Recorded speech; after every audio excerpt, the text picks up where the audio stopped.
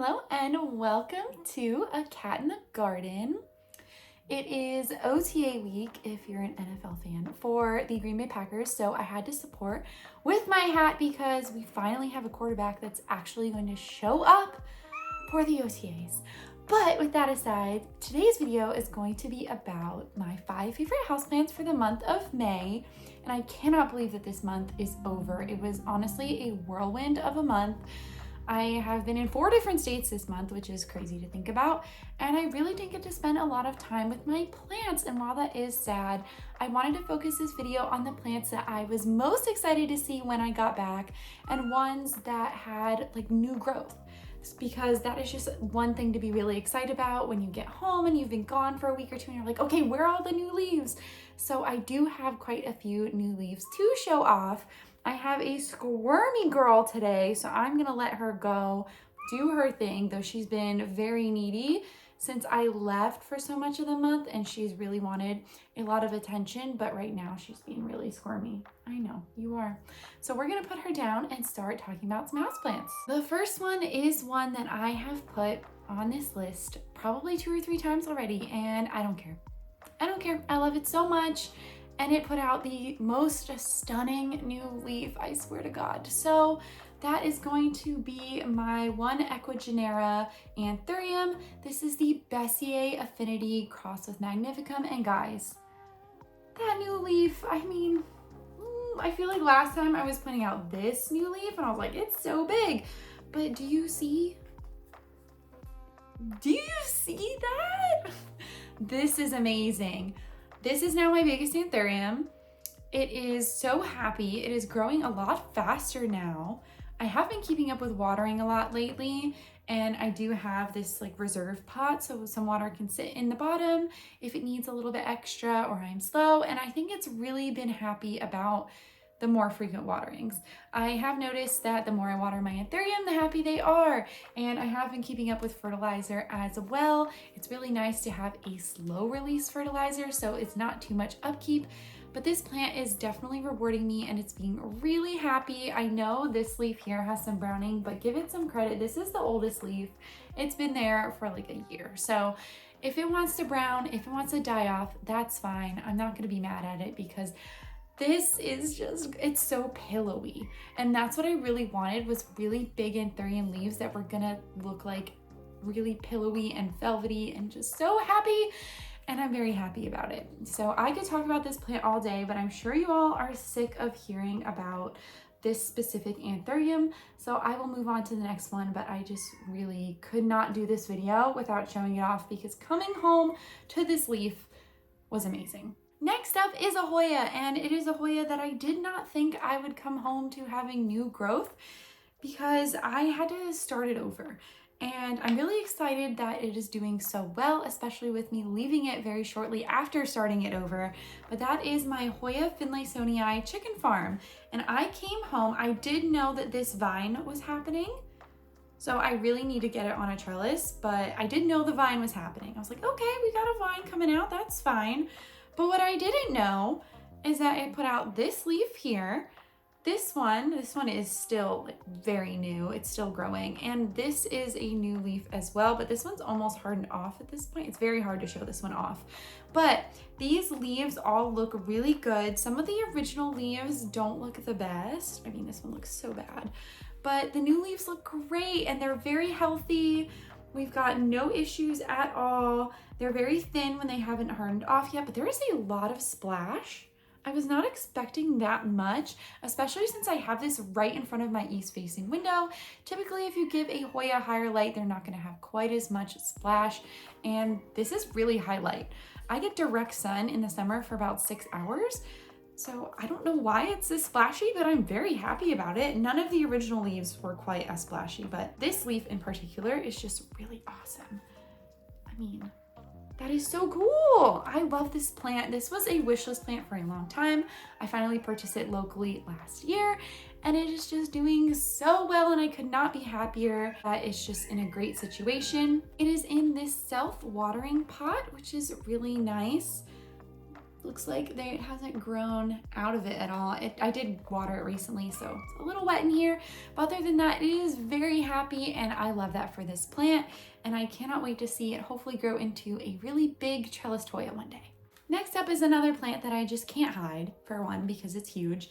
And it also has new growth, and that is my Monstera Stanleyana aurea. If we can move it down here, maybe. Ooh, I don't know. It's harder to show off. This leaf is great. This one is a little bit older. This is, there we go. This is a new leaf. And the next one also looks like it has quite a lot of yellow. So as it's matured, I feel like it's gotten more variegation, which I'm not gonna be too mad about. I still don't think this is too much. This is a pretty good balance. This one's a great balance as well. So I'm not at a point of being concerned about it. I do need to give it another pole extension soon, as it is reaching the top of this climb support pole. It's been responding very well to it. I still don't have any evidence of it trying to do a runner, which is great. The leaves I feel like are getting slightly bigger, but that could just be me being delusional, which is fine. But I think they're getting bigger from when they started down here. I don't know, what do you think? I feel like it's slightly bigger. But this plant is just gorgeous. This plant can do absolutely no wrong. It is beautiful, it is very easygoing, and it was just delightful to come home and see that I had put out such a pretty new leaf. It's when you come home and you're tired and it's late at night and you've been on a flight and then you had to drive home from the airport and you're just checking on your plants quickly before bed, just seeing that they're doing well makes it all better.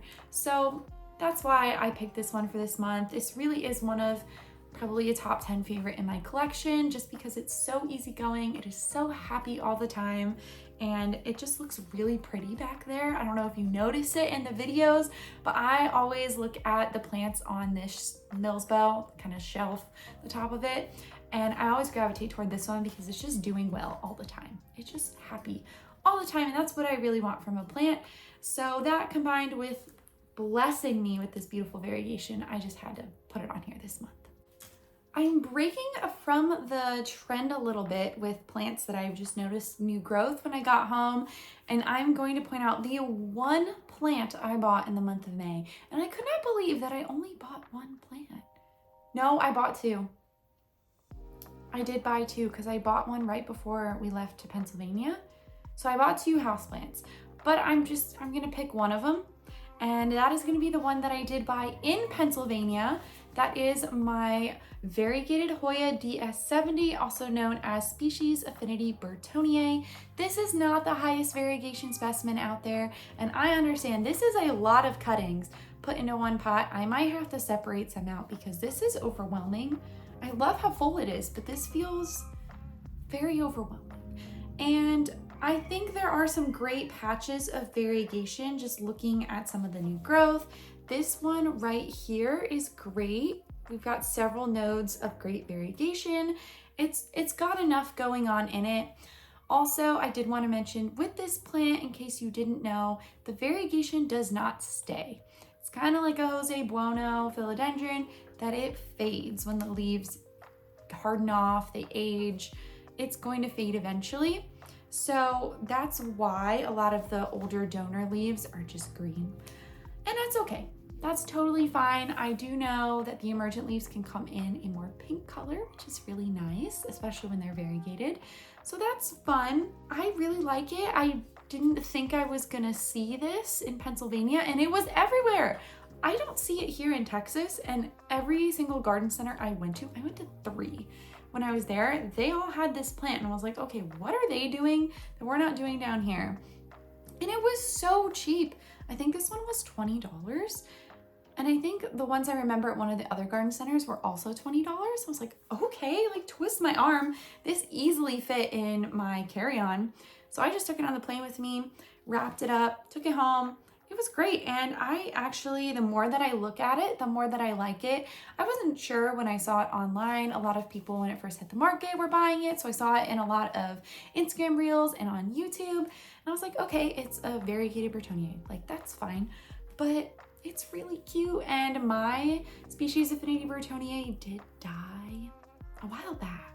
I had it for a while, But it's just like when I moved here, a lot of plants never recovered. And that was one that just died a very slow death. And that's totally okay. I was like, it's a very common plant. If I want it again one day, I can get it. But this feels like an upgrade. I feel like if I have this one, I don't really need necessarily to go get the other one. If I find one that I just have to have, then fine, I won't be mad about that. But this feels like a good replacement for it. It's just very cute. It's got some unique features, and it looks like it's gonna be really bushy, which I think is cool too. I am very excited to show you all this last plant, and it is a plant that I have not been able to put on this list for a long time. And it's been on this list before, probably a year or two ago, and I love it. I love it so very much, but it wasn't looking its best for a while.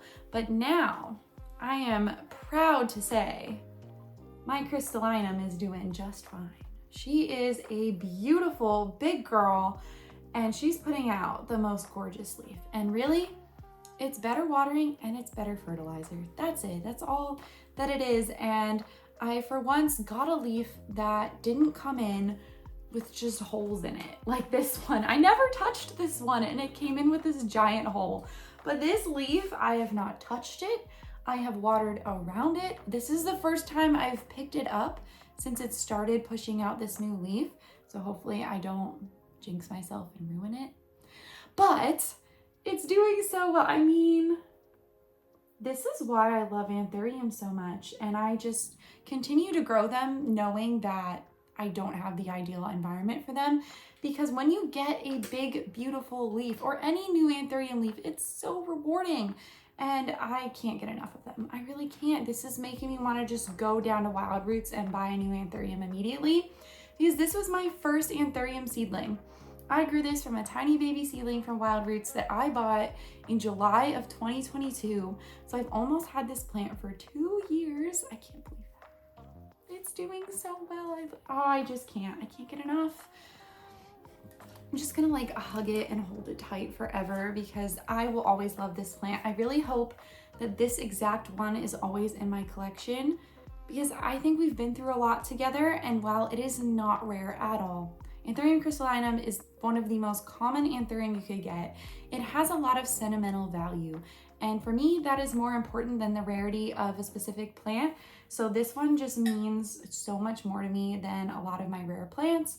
It means more to me than probably almost all the anthurium in my collection, and I think that's just a great reason to keep it around. I can't get over how I was able to grow an anthurium from a tiny baby seedling to this. Like, that is wild to me. Trying to imagine that 2 years ago, I'd be like, oh, it's gonna take 5 years before it would get this big, but I did it, and I'm very proud of myself for doing it.